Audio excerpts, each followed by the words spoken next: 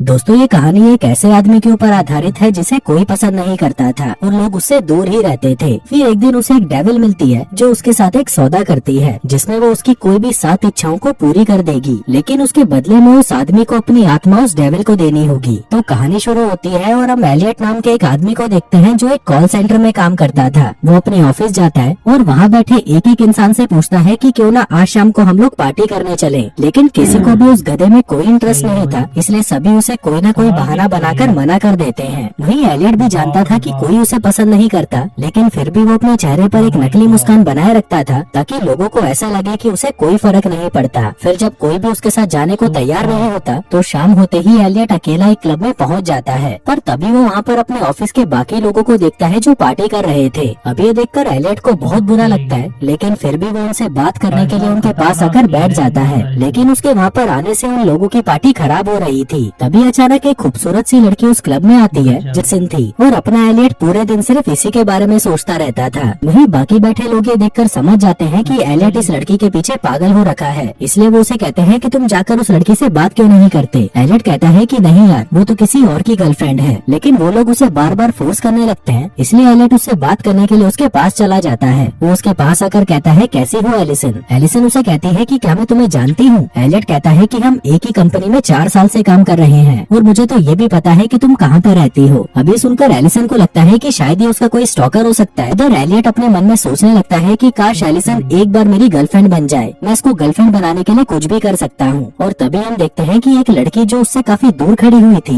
वो एलियट को इशारा करती है और उसे अपने पास बुलाती है। फिर जब एलियट उसके पास जाता है तो वो उसे कहती है कि मैंने सुना है कि तुम एलिसन को पाने के लिए कुछ भी कर सकते हो। एलियट पूछता है कि तुम्हें ये कैसे सुनाई दिया, मैं तो ये अपने मन में सोच रहा था। वो लड़की कहती है कि मैं तुम्हारे बारे में सब कुछ जानती हूँ, यहाँ तक कि मुझे ये भी पता है कि एलिसन तुम्हारे बचपन का प्यार है। जिसके बाद वो एलियट को अपने साथ बाहर ले जाती है और उसे किस करने लगती है, लेकिन एलियट को ये सब ठीक नहीं लगता और वो उससे पूछता है कि तुम कौन हो और ये सब क्यों कर रही हो। वो लड़की उसे कहती है कि पहले तुम मुझसे वादा करो कि तुम इसके बारे में किसी को नहीं बताओगे। वो कहता है कि ठीक है, मैं वादा करता हूँ। लड़की उसे कहती है कि मैं एक डेविल हूँ। एलियट कहता है कि तुम और डेविल, मुझे तो तुम कोई प्रोस्टिट्यूट लग रही हो, जो कहकर वो वहाँ से जाने लगता है। पर तभी अचानक वो लड़की उसके सामने आ जाती है और इस बार उसके कपड़े भी बदले हुए थे। से किया वो लड़की कहती है कि क्या तुम्हें अभी भी मेरी बातों पर विश्वास नहीं हुआ क्या? चलो तुम मुझसे कुछ भी मांगो और मैं तुम्हारी वो इच्छा पूरी कर दूंगी। अब ये सुनकर एलियट को थोड़ा अजीब लगता है, लेकिन फिर वो उसे कहता है कि मुझे इसी वक्त एक बर्गर चाहिए, वो भी कोका कोला के साथ। तभी वो लड़की एलियट को मैकडोनल्ड पे ले जाती है और उसे एक कोक और बर्गर दिला देती है। एलियट कहता है कि ये सब क्या बकवास है, तो तुम ऐसे कर। जिसके बाद वो डेविल एलियट को एक क्लब में लेके जाती है, जहाँ जाते ही वो देखता है कि सब उसे कोई सेलिब्रिटी समझ रहे थे, जो देखकर वो समझ जाता है कि ये लड़की सच में डेविल है। जिसके बाद वो लड़की एलियट को एक कोने में ले जाकर उसे अपना असली रूप दिखाती है, जो देखते ही एलियट डर जाता है। इसके बाद वो डेविल उसे एक कॉन्ट्रैक्ट देती है। एलियट उस कॉन्ट्रैक्ट को पढ़ता है, लेकिन उसे कुछ समझ नहीं आ रहा था। तभी डेविल उसे कहती है कि अगर तुम इस कॉन्ट्रैक्ट पर साइन करते हो तो मैं तुम्हारी 7 इच्छाएं। तभी डेविल उसे कहती है कि अगर तुम अपनी आत्मा मुझे देते हो तो मेरी मदद से तुम एलिसन को पटा सकते हो। अब ये सुनते ही एलियट जल्दी से उस कॉन्ट्रैक्ट पर साइन, तुम्हारे साथ कुछ गलत हो रहा है तो तुम इस पेजर पर 3 बार 6 टाइप करना, जो करते ही तुम वापस मेरे पास आ जाओगे। इसके बाद एलियट उससे अपनी पहली विश मांगता है और कहता है कि मैं बहुत ज्यादा अमीर और पावरफुल बनना चाहता हूँ और साथ ही मेरी शादी भी एलिसन से हो जाए। अब ये सुनते ही डेविल उसकी ये विश पूरी कर देती है। फिर अगली सुबह जैसे ही एलियट सोकर उठता है, वो खुद को नए रूप में किसी दूसरी जगह पर पाता है। तभी वो अपने पास में एलिसन को सोते हुए देखता है, जिसका मतलब था कि उसकी मांगी हुई विश पूरी हो चुकी थी। उसकी शादी एलिसन से हो गई थी और वो दोनों स्पेन में रह रहे थे।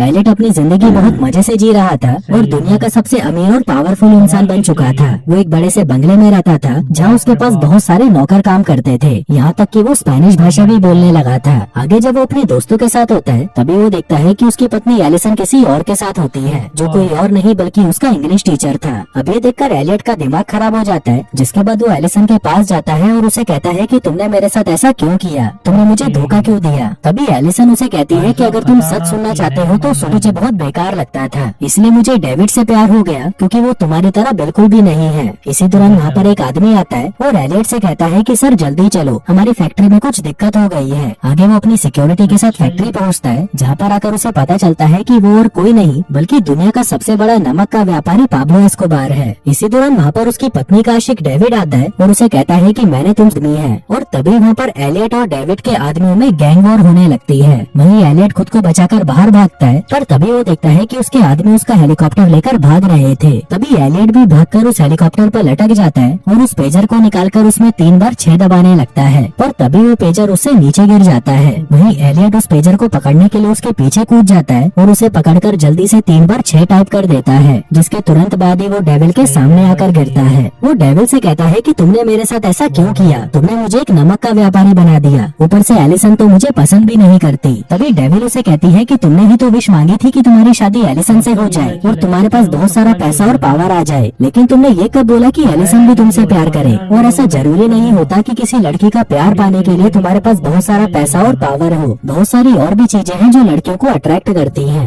एलियट डेविल उसे एलिसन के बेडरूम में ले जाती है, जहाँ पर वो दोनों तो उसे देख पा रहे थे, लेकिन एलिसन ना तो उसे देख पा रही थी और ना ही उसे महसूस कर पा रही थी। आगे वो डेविल वहाँ पर एलिसन की एक पर्सनल डायरी पढ़ती है, जिसमें उसने लिखा था कि उसे एक ऐसा लड़का चाहिए जो कि बहुत ज्यादा इमोशनल हो। अब ये सुनते ही एलियट विश मांगता है कि मैं दुनिया का सबसे इमोशनल इंसान बनना चाहता हूँ, ताकि एलिसन मुझसे प्यार करने लगे। तभी डेविल उसकी ये इच्छा भी पूरी कर देती है। इसके बाद हम उन दोनों को एक बीच इसी दौरान वहाँ पर कुछ मवाली आ जाते हैं और एलियट को परेशान करने लगते हैं, लेकिन तभी वो उनसे लड़ने की बजाय रोने लग जाता है और एलिसन के पीछे जाकर छुप जाता है। तभी उसमें से एक मवाली एलिसन से पूछता है कि क्या तुम इस गधे को छोड़कर मेरे साथ घूमने चलोगी, जो सुनकर एलिसन भी उसके साथ चलने के लिए राजी हो जाती है। उधर एलियट रोते हुए उसे रोकने की कोशिश करता है कि प्लीज तुम मुझे छोड़कर मत जाओ। एलिसन उसे कहती है कि तुम चुप करो, तुम्हारे जैसे रोतड़ू आदमी के साथ कौन लड़की रहेगी, जो कहकर वो उस आदमी के साथ चली जाती है। तभी एलियट वापस उस पेजर पर 3 बार 6 डायल करता है और तुरंत डेविल के पास पहुंच जाता है। वो डेविल से कहता है कि मैं जो भी विश मांगता हूँ तुम उसे बर्बाद क्यों कर देती हो। अब ये सुनकर वो डेविल रोने लगती है और उसे कहती है कि मैंने तो वही किया जो तुमने, साथ ही एक एथलीट भी। तभी डेविल उसकी ये इच्छा भी पूरी कर देती है, जिसके बाद एलियट एक 7 फीट लंबा बास्केटबॉल प्लेयर माइकल जॉर्डन बन जाता है। वो इतनी अच्छी बास्केटबॉल खेलता है कि वो अकेला ही अपनी पूरी टीम को जिता देता है, जिसको देखकर सभी लड़कियां उसके पीछे पागल हो जाती हैं। आगे एलियट उसका इंटरव्यू लेने आती है और उसे कहती है कि मैं आपसे कुछ पर्सनल बातें करना चाहती हूँ। एलियट कहता है कि मुझे पता है तुम मेरे साथ इंटीमेट होना चाहती हो, लेकिन अभी मैं थोड़ा बिजी हूँ, तो क्या तुम कल मेरे घर पर आ सकती हो। अभी सुनकर एलिसन को गुस्सा आ जाता है और वो वहाँ से चली जाती है। अब इस सबसे एलियट बहुत ज्यादा परेशान हो जाता है और वापस पेजर पर 3 बार 6 डायल करके डेविल के पास पहुँच जाता है, लेकिन इस बार वो उस डेविल से कहता है कि मैं सब कुछ चाहता हूँ, मैं चाहता हूँ कि मैं बहुत ज्यादा स्मार्ट, चार्मिंग और इंटेलिजेंट बन जाऊँ, मेरे पास बहुत पैसा हो और लोगों को मेरे साथ रहने में भी मजा आए, एलिसन मुझसे प्यार करने लगे और मैं सबका दुलारा बन जाऊँ। अब डेविल उसकी ये इच्छा भी पूरी कर देती है, जहाँ पर हम एलियट को देखते हैं जिसके पास अब सब कुछ है।